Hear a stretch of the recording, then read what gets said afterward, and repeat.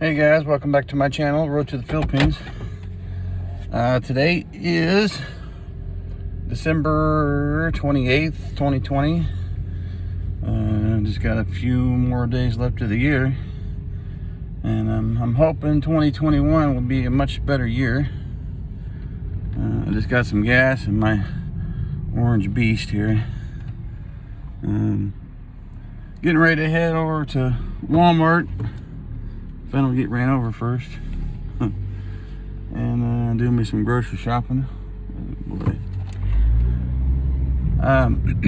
First of all, I'd like to thank everybody that's subscribed to my channel. Currently I have 24 subscribers, and my goal for by the end of next month, I'm hoping to have about 50 subscribers. So if you could please hit the subscribe button and like my videos, I'd appreciate it. For those 24 that have already subscribed, again, I thank you for doing that. I really, truly appreciate that. For those of you new to my channel,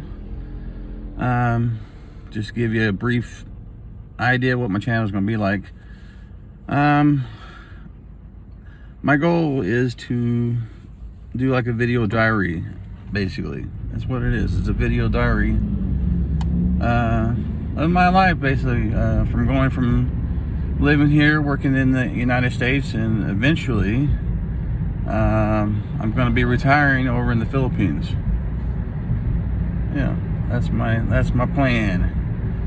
As far as when I'll be retiring, that's the $1 million question. It may be within as early as the next 2.5 years, or maybe a little longer. There's a lot of different factors that need to be entered into that. But yeah, that's my goal anyhow. But like I said, if you guys could subscribe to my channel and like my videos, I'd highly, greatly appreciate that. Because when I get over to the Philippines, this may be one of the few ways that I'll actually be, kind of letting people know what's going on in my life over there, because I won't be living here.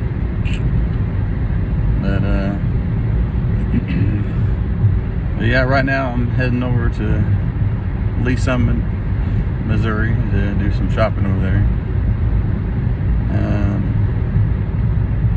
I think I'm gonna get, I don't know what I'm gonna get. Oh, I'm gonna get a USB cord, so I can download, transfer my photos and my videos over to my computer, so I can add some photos and stuff to my YouTube videos. Make it a little more exciting. I know my videos have been pretty boring, and I keep telling people that I'm gonna improve on it, but I haven't done that yet.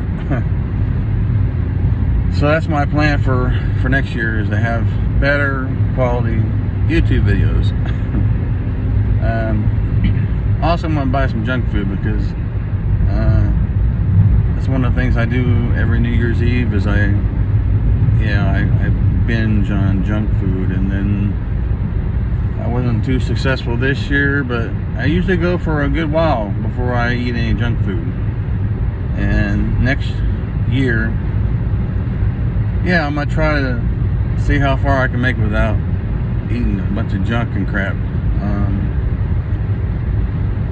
I don't know, wish me luck. But anyways, again, thank you for following me on my journey as I go over to the Philippines.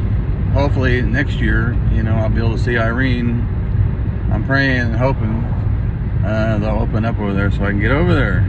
Oh my God, I miss her so much. I miss you, Irene, baby. You know that. And I just love her so much. She's an amazing person. But I just wish I could get over there to you, baby. But yeah, I'm hoping 2021 to be a better year. In my last video, I discussed my travel and what it was like going from LA to Manila.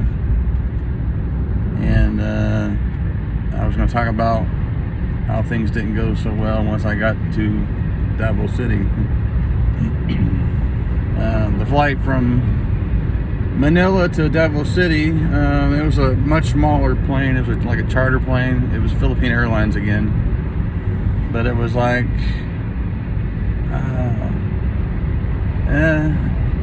it was like 1, 2, 3, 4. It was like 6 seats across, and yeah, it was a much smaller plane. And I don't think they even offered any snacks or anything. It was only like an hour and a half, 2-hour flight. But yeah, I found, like I said, there was a secondary airport, in Manila that I had to transfer to, and I took a shuttle over there. And the plane itself was actually out on the tarmac. And I had to go, they took us on another little shuttle from that secondary airport out to the tarmac. And that's how we got on board. I never done that before. So that was quite interesting. But once I got to Davao City Airport,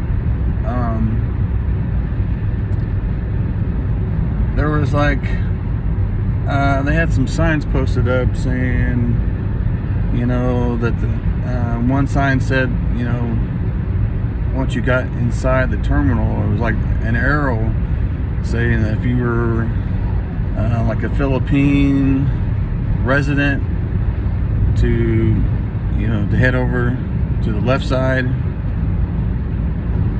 or if you were international, foreign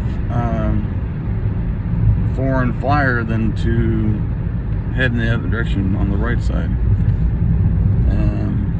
I thought that was kind of odd that they would split us up like that, but that's what that's what they had us do. Again, there wasn't much direction. I figured, well, the main thing that I had to do was, get my luggage, so I just tried to follow all the signs that said, to the baggage claim area. And I finally worked my way down there. And, one of the things that I expected, the minute I got off the plane, I thought, wow, I'm gonna see Irene, waving at me, or holding a sign saying "Welcome to the Philippines," or something like that, But it wasn't the case. I got off the plane. Like I said, there was a sign that split us. Either take off to the left or take off to the right, and there was no Irene. So then I was thinking, well, maybe she's down, maybe she's down in the baggage claim area. That's kind of what I was thinking. So I headed down that way. And, well, guess what? I got down there to the baggage claim area, and still no Irene. By this time, I was starting to get a little nervous, I was like, what's going on here? I was feeling very uneasy. I was nervous, flying out there in the first place, I didn't know Irene all that well, other than, talking to her through the computer at home, or, through my phone, I didn't really know that much, about her really, but, when I got to the baggage claim area, and it was also the customs area, and she wasn't there, I was like, man, what the heck's going on here, why is she not there? She says she's, and I was texting her once I got down to the baggage claim area, and I got to remember that the internet connection, is not the same as here in the United States. You send a text, and it may take a long time for them to even get the message, and then take an even longer time for them to send the message back to me. So I was starting to get a little worried, I was like, my God, I didn't know what to think, I was like, my God, was I set up? I didn't know what to think. Honestly, I was starting to get a little paranoid, and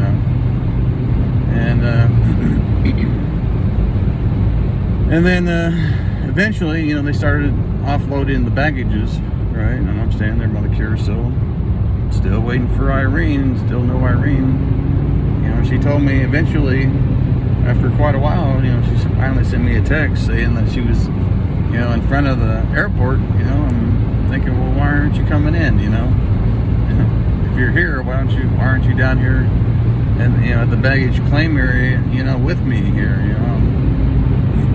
But you got to realize, different countries have different ways of, running their airports. They're not like, KCI, So I'm sitting there and I'm waiting for my bag, waiting. I'm like, and then all of a sudden, all the baggage, the carousel stops. I'm like, what the hell? Where's my bags at? I was like, I know I had them in Manila. What the hell is going on here? I was like, you gotta be kidding me. You mean I made it this far and I've lost my luggage in the Philippines? Are you kidding me? So, eventually, I was like, man, there was like no personnel standing around, man. I was like, what the hell, man? And eventually, somebody from customs or somebody came by, and I was like, hey, because there was another guy that was like, hey, where's my luggage at, So I wasn't the only one. And the guy, that we were talking to was like, hey, follow me over to this area of the airport, and we'll see if your luggage got sent over there. Well, there was another area in the airport where there was like lost luggage area, and sure enough, there was my luggage in there. I was like, thank God I got my luggage at least, But now that I got my luggage, there was still no Irene anywhere, And I was really starting to get really paranoid by this point, I was like, oh my God, what's happening here? But I gathered up my luggage, and this gentleman there at the airport, he had a little cart thing, and he loaded up my luggage on there, and he was, trying to figure out what I'm doing, and I'm just trying to figure out what I'm doing too, I told him that, there's people waiting for me, but I didn't know where they were at, so I was like, oh shit, what the hell is going on here? So, we loaded up my stuff and took it out to, he rolled all my stuff out to the front of the airport. And I was thinking, surely Irene is going to be in front of the airport. She said that there's only one entrance that I know of to the airport, and walk out there and she's still not there. I'm like, oh my God. I'm really starting to, I wasn't in panic mode yet, but I was, my wheels were turning in my brain, and it wasn't in a good way. And, the guy was kind of confused too. He's like, well, let's walk up this way or walk over this way. So we crossed the street there in front of the airport. And I finally got a text from Irene. She's like, come over here. I'm like, looking around like, where, I'm like, I don't see you. And I started to turn around and head back to the airport, the front. I was like, well, maybe she's up at the front. I was like, oh my God, I don't understand what's happening here.